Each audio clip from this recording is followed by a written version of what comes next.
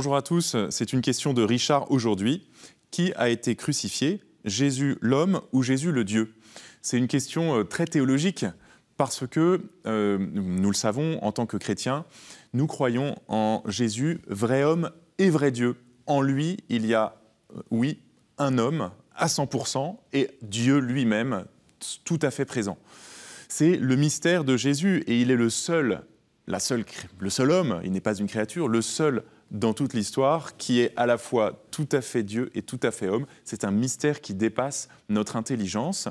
Nous disons que humanité et divinité, dans la personne de Jésus, sont unis de façon indissoluble. Bien sûr, il n'y a pas de mélange ni de confusion, il est homme et Dieu restent distincts, mais parfaitement unis en Jésus. Si bien que les théologiens l'ont affirmé, et ça a été l'objet de grandes controverses dans les premiers siècles de l'Église, si bien que tout ce que l'on peut dire de l'homme, on peut aussi le dire de Dieu. Et paradoxalement, on affirme qu'en Jésus, Dieu s'est fait homme. Impossible pour un Dieu de devenir homme. En Jésus, Dieu a souffert et est mort. Impossible, car la définition même de Dieu, c'est d'être immortel. En Jésus, donc, Dieu a vécu tout ce que peut vivre un homme, et cela est un paradoxe total dans toutes les religions. Il est impensable que Dieu puisse mourir, que Dieu puisse souffrir, que Dieu puisse avoir un corps et être limité comme l'est l'homme. Ainsi donc, quand on se pose la question de savoir qui a été crucifié, est-ce Jésus dans son humanité ou dans sa divinité? Eh bien, c'est toujours les deux ensemble. Il est mort comme tout homme, il a souffert comme tout homme, mais en lui, c'est Dieu lui-même qui a souffert, qui a été crucifié, qui est mort. Et en Jésus, c'est l'homme qui est ressuscité le troisième jour en raison de la divinité.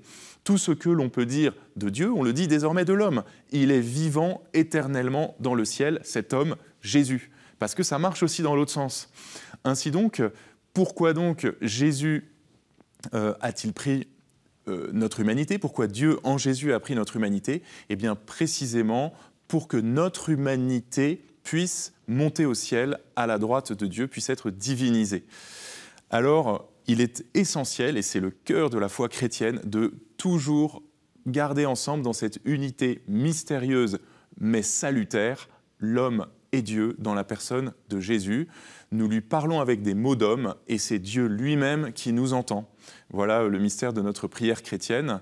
Donc Richard, je vous invite à continuer à vous adresser avec vos mots humains à celui qui est vraiment Dieu au ciel, Jésus.